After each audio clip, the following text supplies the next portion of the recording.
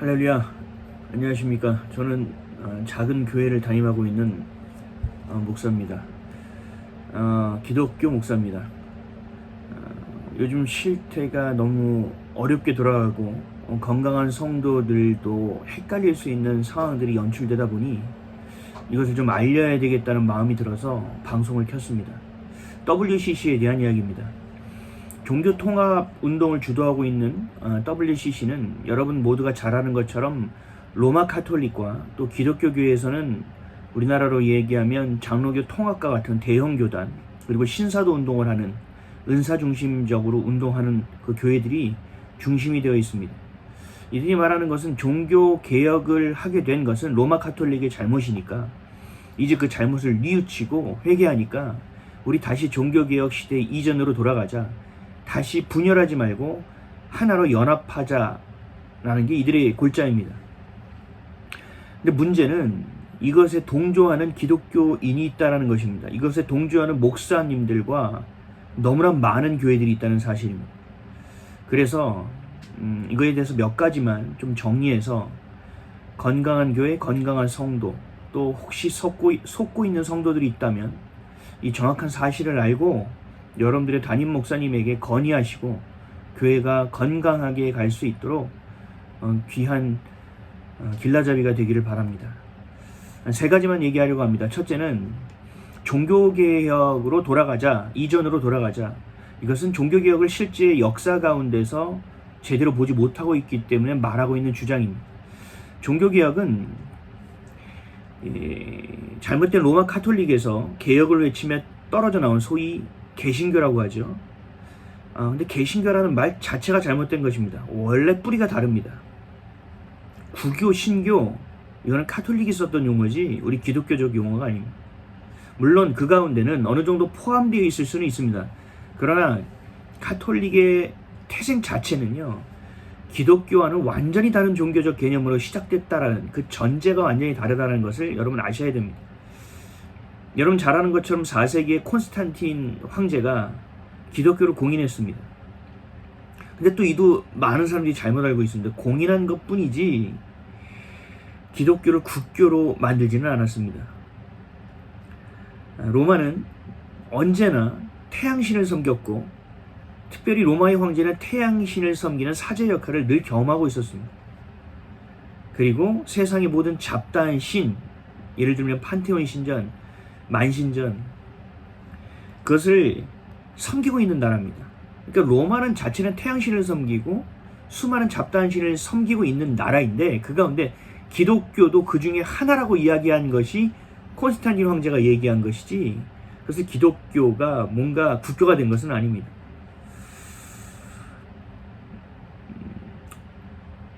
어찌됐든 그것이 기독교라고 말한다고 하더라도 로마 카톨릭 역사를 보면 바티칸 공의회에서 무엇을 정했냐면 기독교의 정통적인 신학적 요소를 완전히 지워버렸습니다. 그러니까 그 전에 태생이 그건 너무 오버한 거 아니야 라고 이야기한다 하더라도 바티칸 공의회 이후부터는 기독교의 색채 자체가 다 빠져버렸습니다. 로마 카톨릭은 중세시대, 교부시대라고 하죠. 그 중세시대 때 종교재판소를 만들었습니다. 그 종교재판소를 통해서 마녀사냥을 했죠. 그 마녀사냥 중에 처형된 대부분의 사람이 어떤 사람들인지 아십니까? 역사를 제대로 보셔야 됩니다. 대부분이 기독교인이었습니다.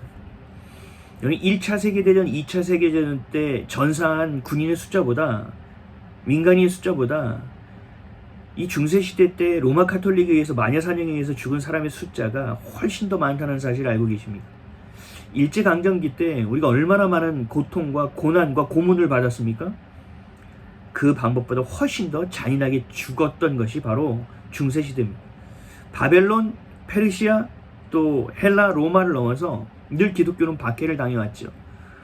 근데 로마 카톨릭이 가장 심한 박해를 했습니다.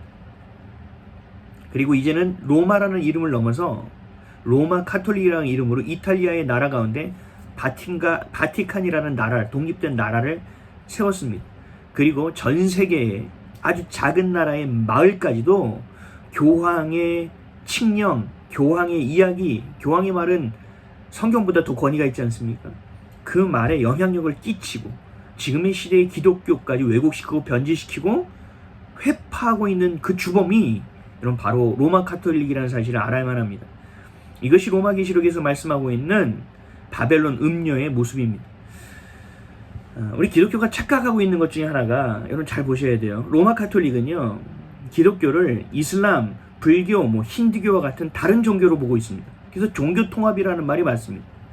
근데 기독교 안에서 그 종교 통합을 지지하고 있는 WCC 목사님들은 종교 통합은 아니다, 연합이라고 얘기하시는데 완전히 전제의 내용부터 틀립니다. 로마 카톨릭은 기독교를 완전히 다른 종교로 보고 있지만 기독교는 로마 카톨릭을 다른 교파로 보고 있다는 사실입니다. 침례교, 장로교, 감리교, 성결교, 순복음교단, 기아성 이런 것 같은 다른 교단 정도로 카톨릭을 생각하고 있습니다. 그러니까 처음부터 전제가 완전히 다른 것이죠. 우리 기독교는 속고 있습니다. 위장전술에 속고 있습니다. 마치 기브온 거민들이 이스라엘 백성을 속였던 것처럼 속고 있습니다. 가톨릭은 원래 그랬습니다. 제대로 된 복음을 속였고 그것을 거짓된 복음으로 와전시켰고 그래서 기독교인들이 한 명 한 명 이탈할 수 있는 일들을 해왔습니다. 핍박, 왜곡, 지금은 어떻게 해요? 완전히 와해시키기 위해서 혼합작전을 쓰고 있습니다. 그것이 바로 포스트 모더니즘 시대의 모습이기도 합니다. 둘째는요, 분별하지 못하고 있다는 사실입니다. 우리나라도 다른 나라와 같이 세계화 속에서 물밀듯이 들어온 것이 뭐냐? 바로 종교통합이라는 세속적인 파도가 몰아친 것입니다. 그래서 생겨난 것이 뭡니까? 대표적인 예가 차별금지법입니다. 우리나라 대부분 교회는 차별금지법을 반대합니다. 동성애도 반대합니다. 하지만 WCC는 차별금지법을 옹호하고 지지하며 동성애도 적극적으로 소개하고 인정하고 있습니다. 조금만 생각해 보시면 얼마나 아이러니할지 알 수 있습니다. 예를 들면 극동방송 한번 보시죠. 극동방송은 차별금지법을 반대했습니다. 그래서 어딘지 잘 모르겠는데 제재를 받았습니다. 방송통신법인지 어디서 제재를 받았다고 들었어요. 그래서 기도를 부탁하는 카톡이 오기도 했습니다. 하지만 극동방송의 이사장인 김장한 목사님과 그 속한 교단은요, WCC를 적극적으로 지지합니다.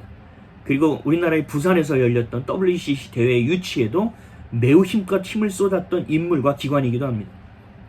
여러분, 교회와 성도는 헷갈릴 수밖에 없습니다. WCC에 대한 내용은 반대해야 되는데 그 내용은 WCC와 반대의 길에 있는 것처럼 보여지지만 몸은 WCC에 속해 있습니다. 그래서 여러분들이 이 마지막 때에 봐야 될 건 뭐냐? 사람을 보면 안 되고 메시지를 정확하게 볼 수 있어야 됩니다. 하나님의 진리로 해석하고 볼 수 있어야 된다는 거죠. 마지막 셋째입니다. 여러분, 복음주의입니다. 복음주의라는 것은요, 복음주의 말 자체가 굉장히 좋지 않습니까? 매우 건강한 표현으로 들립니다. 성경이 무엇하다는 것을 믿고 예수가 그리스도라는 것을 믿는 성경 중심적인 주의, 이것이 바로 복음주의다. 맞는 말이기도 합니다.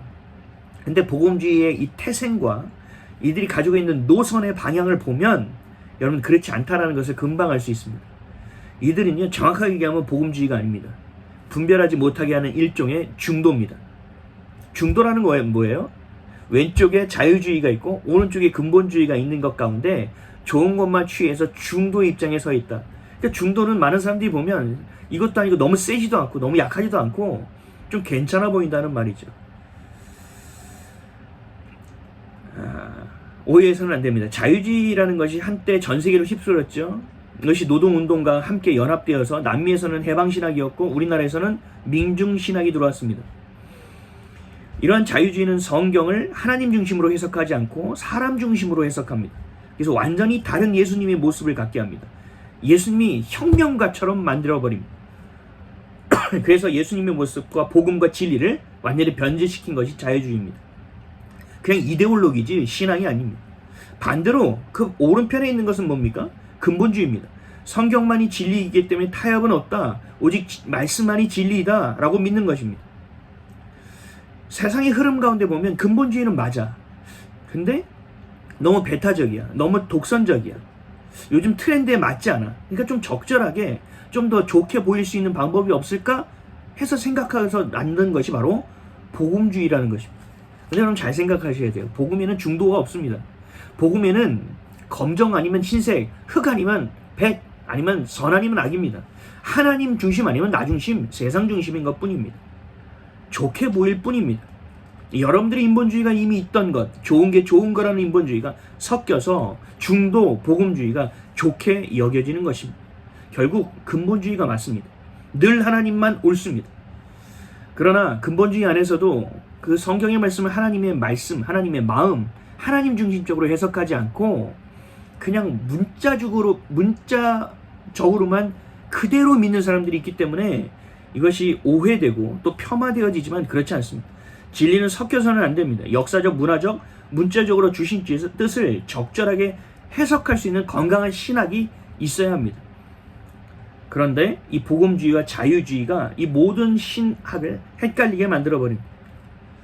우리나라는 오랜 시간 동안 복음주의에 속아왔습니다. 그래서 현재는 WCC보다 더 외형을 확장하고 있고 자유주의에 속해 있는 WEA, 복음주의 연맹에도 속게 된 것입니다. 또 이들이 시작한 선교를 향한 로잔 대회에도 속게 된 것입니다. 여러분, WCC보다 더한 것이 WEA입니다. 그 WEA에서 시작한 것이 선교대회 로잔 대회입니다. 여러분, 좋은 것이 좋게 보이지 않습니다. 이 로잔 대회에 속해 있는 분들을 보십시오. 그 교회를 보십시오. 그리고 여러분, 분별할 수 있어야 됩니다. 세상은 너무 악해지고 있습니다. 당연합니다. 예수님이 오실 날이 가까워졌다는 뜻입니다. 두려워할 것이 아닙니다. 기대해야 합니다. 하지만 신랑을 기다리는, 예수 그리스도를 기다리는 신부, 성결하고 정결하고 순결한 신부들의 모습으로, 거룩한 모습으로 서기 위해서는 진리 가운데 서야 합니다. 그리고 헷갈리지 말아야 됩니다. 미혹되지 말아야 됩니다. 예수 그리스도 외에는 타협이 있어서는 안 됩니다.